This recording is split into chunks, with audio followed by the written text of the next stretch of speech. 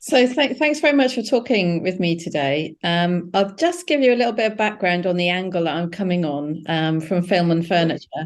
So film and furniture has developed a bit of a cult status around the world because we really kind of discuss the details of the design details, also the overview and the world building and the overview of production design and how that sort of tells a hidden narrative of the story, but also how the details of the objects in the film can often give us hidden messages and convey information about characters that maybe not always the script does. So if I get a little bit detailed, that's why. It's all right. I mean, I love that.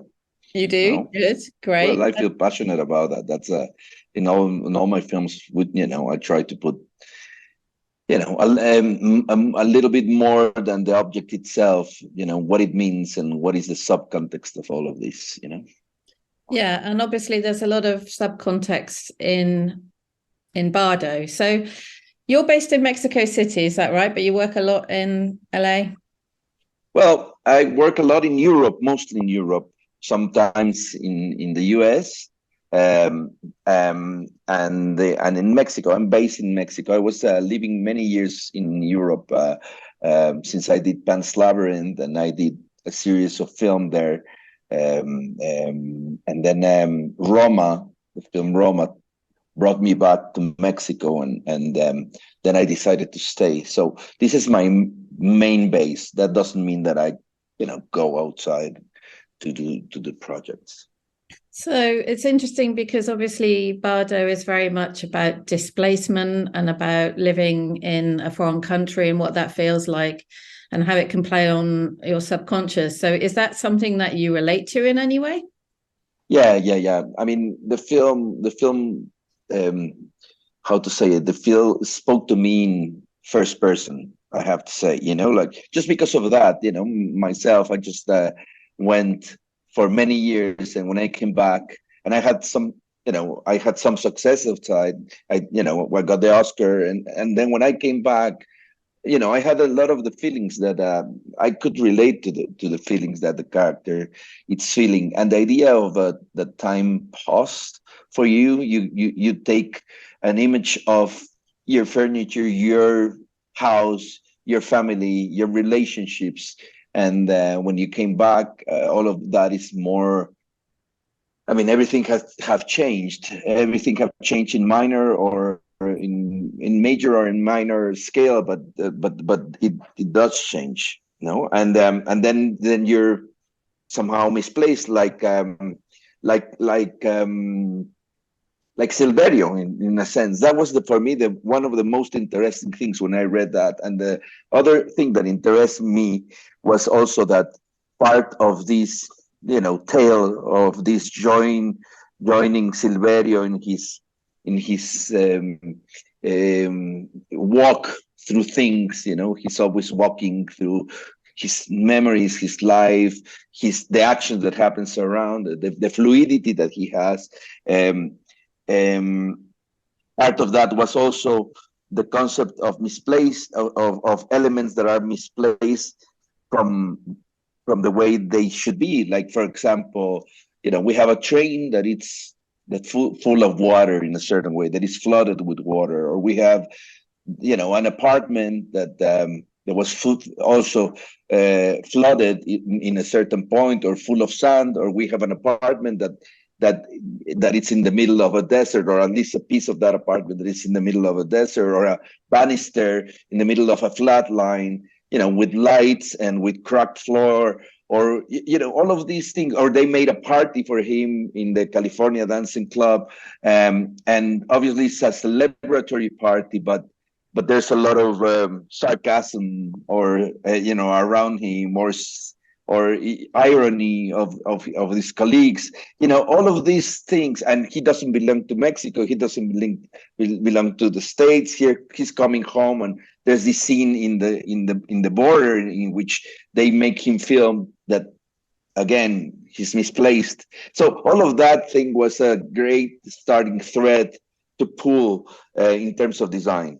Yeah. you know. And obviously, it's a very visually stunning film and it's on a very epic scale, but it's also a very personal story. So I wondered how you approached this idea without giving away too many spoilers, because we realize that a lot of what's going on is actually in a single person's mind, and this switch between dream and reality. But there are lots of epic shots and epic film sets, but it's also very personal. So I just wondered how you approached that, and also how much of that was in the script and how much of that was in your own imagination and design process. Well, the design process it's a complex process because there's certain things that are scripted, but then everything is really created on this, let's say, voyage, if it's the correct word, that we basically take together, this trip that we take together, and a lot of those things, yes, were pointed on the script, but then obviously the scale and the shape of it and the color palette, all of these things that actually make a make the real design, the tangible design of a film. It's something that you really build day by day, and during the process, it was a process that actually started 3 times because of the pandemic. We had to stop. Even before me, there was a team working with Alejandro that the film was offered to me before, and then I couldn't because I was in another project. I knew the project since the beginning, but there was a crew that started and very soon stopped, and the project evolved into something different. We have to somehow recreate the whole, the whole things, the whole design and the whole preconceptions of set. So Alejandro had certain ideas that made it personal, like of Silverio, of the fluidity, of the choreography, of all of these things. But then the scale was given by somehow the needs of the story itself. One thing that is important about that is the fish eye feeling that it's almost a VR experience in a certain way. The other thing is that we were talking about obviously. Silverio's, let's say, Silverio's mind or Silverio's life, but we were also talking about, national identity. We were talking about Mexico City. So Mexico City is a huge city. Everything is massive, like for good and for bad. Everything it's baroque. It's full of, it's full of sounds. It's full of smells. It's full of taste, is full of history. Every single corner have a lot of history, coming even from the pre-Hispanic era, So I think that somehow helped us to set up the scale of the film in a certain way, or led us to set up the scale of the film. And then the complex choreographies that were an inherent part of the film itself. That was a very soon in the process, because the first thing we started to talk about with Alejandro is about the tone of the film. The tone of the film, because this is a film that somehow touches a lot of, let's say, dark subjects or even obscure things, even his own remorses, of the character. But it's basically shot, or the way Alejandro wanted to portray that was that from the light side. He always says, and I really love this comparison, he says that the film is like a calm swim on the surface of the water with a snorkel, in which you are in the light and you can see the depth, but you're not in the depth like in other films that Alejandro or myself have done before, you're there, like you cannot see anything, everything is dark, everything. In here, it's a more calm thing. But the other thing that we talked about very soon was that we had to be very precise for the fluidity. So we created a lot of pre-visualization for the film, we, starting with concept art, 3D models, And then we did also, full scale, let's say, mock-ups of the sets. We basically went into an empty stage and put the main elements in very low resolution. Let's say a panel with a fabric, But that gave us somehow the scale. And then we did, these shots, or we rehearsed this shot with the correct lenses. So we knew if we required more or less. There was a lot of precision in that process, or if the choreography, or if the set elements helped the choreography also to convey what Alejandro wanted to. I'm also you will hear a lot of shouts around here, because Mexico is actually playing in a soccer match right now, and they're basically depends on what they do in the next 15 minutes if they will continue in the World Cup. And in Mexico, I didn't realize they were playing. England played last night and won. Yes, so yeah. Yes. Yeah. Okay, yeah, football. So if you hear something like that, or I feel agitated, you will understand why. Oh, okay. Are you a football fan? I'm sorry to disturb it. If you, I'm not actually. I mean, I like to see it, but mostly in this sort of World Cup things. Yeah, if they get through to the final, I'm sure you'll watch that. Yes. Who knows? Might be Mexico, England. That'll be funny. Yeah, that'll be funny. So what I'm interested about when I talk about the epicness of this film is that there are some big scenes, but I think you all always feel grounded in a sense of reality. And I was, it's obviously extremely surreal, and you suddenly sort of snap into realizing that what you're watching might not be a reality, it might be a dream. So you're kind of swaying between these two things, but you still feel very grounded. It's not like you feel like you're watching some sort of existential sort of Eraserhead type things. You know what I mean? You feel as though you're very you're following a story, and I think the film sets had a lot to play in that. Even the Zacola, is that the right way of pronouncing it, the main square? Zocalo, that's such an epic scene, and it is. You still feel quite grounded, and I think that the design had a big part to play in that. I just wondered if you could talk through that a little bit. I mean, that scene in the square is, was that a combination of your imagination? It was set up in the script, obviously. No, it's such a big scene like that, but the way we did it, yes, definitely is. I mean, these things started to be very complex, but what, it was great, and I think that is part of what you're saying. We had to go to his memory, so the character somehow guided it. For me, one thing that was the heart of it, and very on the ground, if I might say, is the apartment, Silverio's apartment.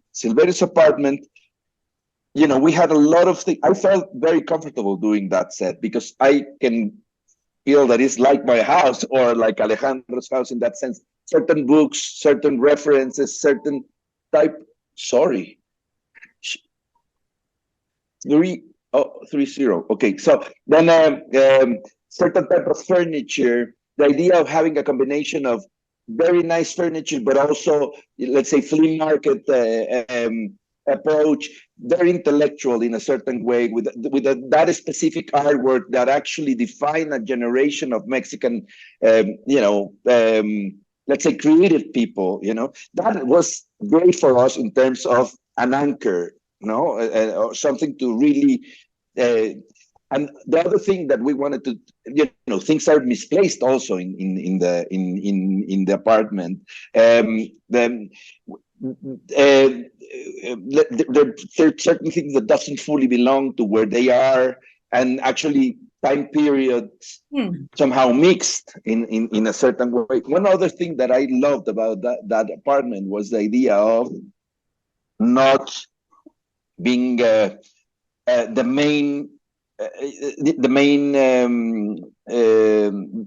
main living place for the character. So that apartment is the apartment in Mexico. This family went 12 years before to leave. 12 years to they went to LA. So this is not the principal or main residence, So things are stuck in time in a certain way. In 12 years, there's a lot of things that change. First of all, you don't have now a phone in your house, or unless a classic line in your house.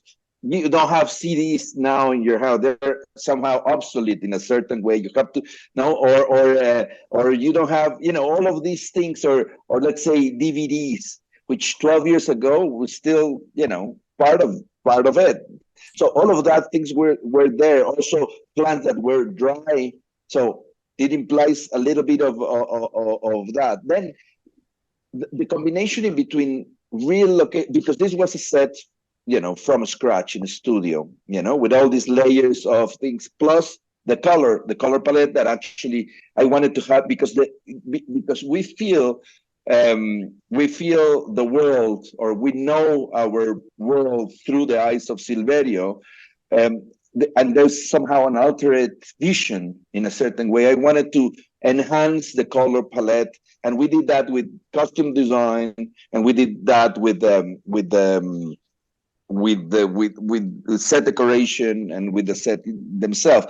There's this palette with very vivid colors, not primary colors, but very vivid, purples, dark, certain greens with a little bit of gray or blues, or wine color, burgundies, all of those mustard colors, this kind of dark, all of these colors were creating pinks. They were creating this kind of a very vivid and elegant palette, because I think that the Silverio is elegant. He's complex in that thing. So he's sophisticated. So somehow the colors wanted to actually portray that part. But as there are a lot of sets that are built, but also we use real locations, so that somehow anchor us to reality. Like we shot downtown Mexico in the streets. Obviously, every facade was controlled by us. We wanted every graffiti that is there is placed by us or taken out by us, because we wanted to have a huge subtext and a kind of a we wanted to tell certain things or show or portray certain things about Mexico downtown, historical downtown in this very, in these very few streets. We wanted to make somehow, a surreal mashup of what we have in the whole downtown. And then you go to the main plaza, and in the main plaza you have this completely, unexpected tableau that we shot. The main plaza is physical, obviously the big idol is digital. We had just a hand of it, just for the actor to touch it. But then we reproduced part of that floor in a sound stage where we could basically control the light, because light was very important in this tableau. And we did this sort of a very, kind of it was very beautiful to make it, because we did a lot of research in historical weapons and makeup, and also and custom design, and we had these extras. We played with basically this big pyramid made of, it was, it looked like charcoal. I wanted to have something like charcoal, really dark, shine in some parts, made in some other, when you see a rock of charcoal that has all this complexity. And then we started placing the bodies, and then we played with the blood, and we played with different earths and different tones. So we made almost like a huge painting. It was very interesting to do. It was I really enjoyed that with water, with pigments, with all these things that end up in something super, with a lot of weight. But then one of the things that I love is that this, let's say, that very formal, very tragic thing, it breaks up in the same scene. No, so it doesn't get solemn. How you say solemn? Is that an Yep. English word for saying Solemn. that? Yeah, solemn, yes. So it's not solemn, or this solemnity basically breaks in the same scene, showing the fourth wall. So Yeah. so I think even the California Dancing Club, we did. I mean, we put hundreds, really, literally hundreds of lights, hundreds of mirrors. We create these chandeliers and these boxes of light, and we gave the place a kind of sleek, sophisticated thing, because when we arrived to the location is closed, and it was actually in the middle of a pandemic. It was dilapidated. It was basically, but then it is a real place. So somehow had that spirit. So again, it's huge, it's massive, but it took us to it ground us in a certain way, let's say in a very concrete way. Yeah. You've actually predicted nearly all my questions there. So thanks for. Sorry. I just wanted to take you back, if I may, to the apartment, because I think that's where, the reality, that we understand it, we can perceive it from our own point of view, because it's a flat or an apartment that we can relate to. And I wanted to ask you, because it feels very lived in. It's not overstyled. It's a bit messy in places. All the, the sofas look lived in, even though they're clearly, just a few years old. But, there's some style, and it's a creative person's house. But I wanted to ask you, so there is a lot of mid-century kind of furniture in there. And then Yes. 1930s sort of Art Deco feel to it as well in places. Yeah. There was that, and also it feels a little bit like, when they're chasing each other around the house, a little bit like a maze. Well, it's a circular one, like it's somehow it's a classic floor plan from the 20s and the 30s here in Mexico. It's actually based on some departments that you can find in a neighborhood. It's called La Condesa, which is now it's a hip neighborhood, but it was kind of a middle upper class neighborhood in a certain moment. Then it went down during the 50s, 60s. It went really down during the 80s because the huge 1985 earthquake basically damaged a lot. There was a lot of damage in the neighborhood, so a lot of people just went away. And then it was the first spot where the gentrification came, because it was so beautiful in general.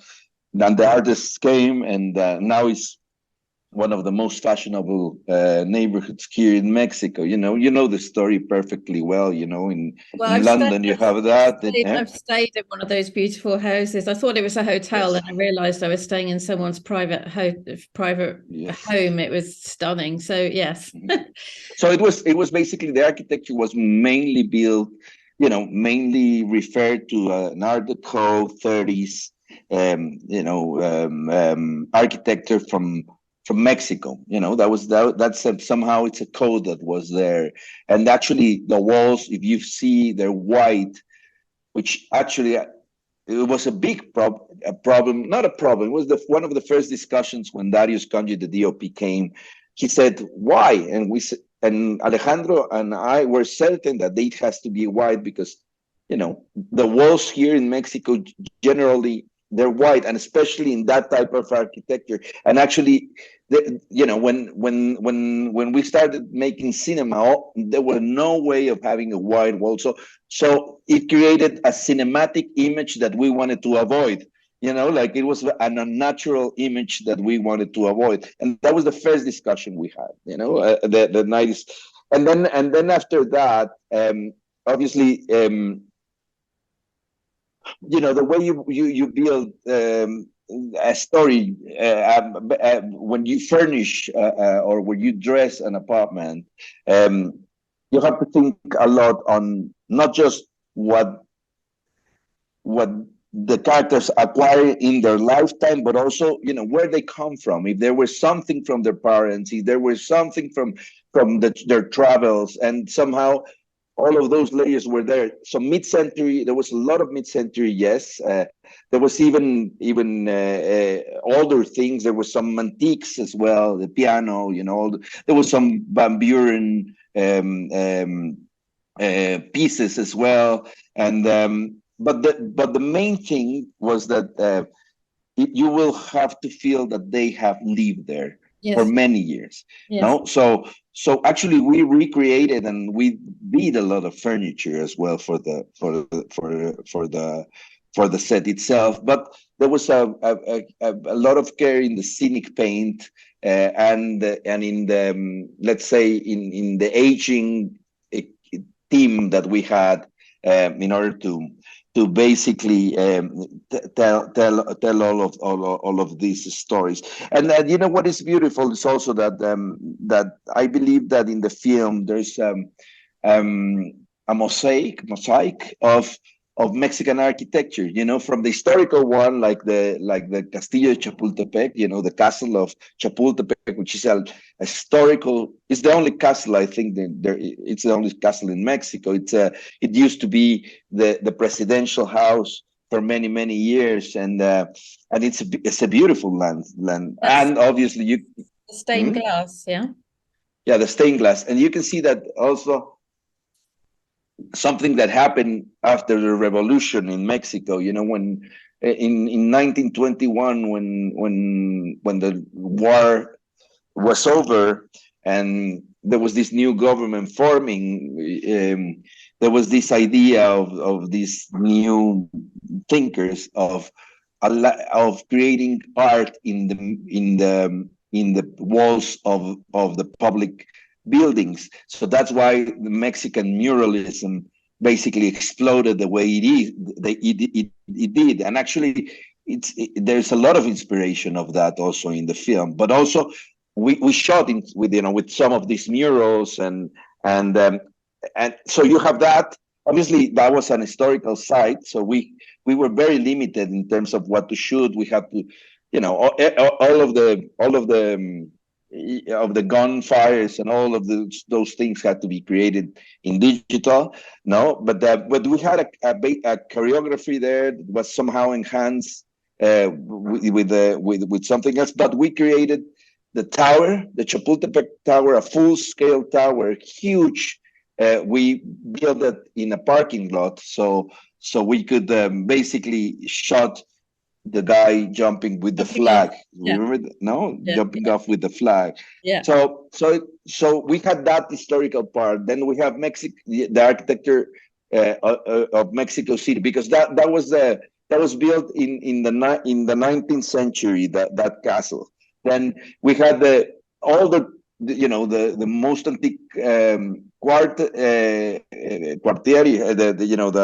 the streets. So we had the 16th century, 17th century architecture there, plus the pre-Hispanic, somehow the pre-Hispanic world touching. So we had, I think we had a wide range of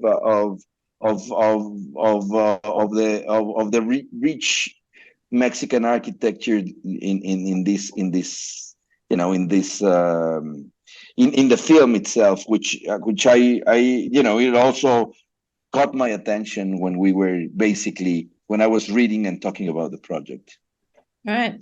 You have preempted every single one of my questions. That's a sign of a complete and utter professional. Thank you.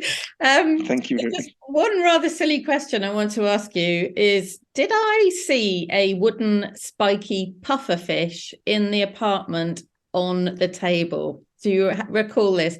So I noticed as I started looking, there were lots of references to kind of fish, and I wondered if that was sort of this kind of idea of dreams and all that sort of sexuality and that fish. No, it was not actually. That was not on purpose. But I'm gonna tell you some other. In the fish tank, there's a scene through the fish tank with the kids when they're very small. So when the time mixes, right? Mm-hmm. Again, because I wanted to create an homage to the city itself, we get this pyramid dome, which is the main temple of the pre-Hispanic Mexico, and then this huge icon, this huge tower from the 50s, which is that was built in 1957. It's called the Latin American Tower. It used to be the tallest building in the in Latin America for a certain way, and stayed like an icon of the city. So it was there as well placed. So again, even in this dream-like world, it's like In the fish tank. In the fish tank, yes. Love it. The ornament of the fish tank, we basically thought of this because there was this relationship with the ajolote, which actually is somehow a spiritual, God in a certain way, I missed that detail. We love those details. Our audience absolutely love that because there's so many symbolisms, but then we'll start to do a Kubrick and analyze things that aren't really there at all. Yes. We won't go. Well, one thing that I want to because that's how specialized is this conversation and one of the things that I really feel proud of is that we created the Silverio set, not just to hold water and to hold sand, but it was like a film machine. All of the walls moved, open with hinges, with motors, with engines. With the thing. It was created specifically for being absolutely dismantleable, which is very complex. And so you have things that were on a rail, complete walls that were on a rail and moved, sideways, or you had some that moves like guillotine. So it was very beautiful to see because then you basically recreate a purpose of something. It's not about how it looks, but also what does this allow you to do, Yeah, I'm sure that took an awful lot of planning. And you're not in no way daunted by the kind of epicness of working on films like this. Is it completely natural to you? I mean, yeah, it comes natural, for me, this film, and the most challenging thing was that it was a big set behind a big set. But again, it goes into, experience and planning and having a great crew. And I had a great crew in this one, like an amazing crew. I realized we have to wrap up, but I just wanted to say thank you so much for sharing all of that. Amazing. And congratulations. It's stunning. So I just wanted to say cheers in my Mexican glass. Yeah. Cheers. Cheers. It's the evening here. I'm allowed. But thank you so much and congratulations. It's wonderful. Thank you, Paul. Thank you. Bye. Bye. Ciao.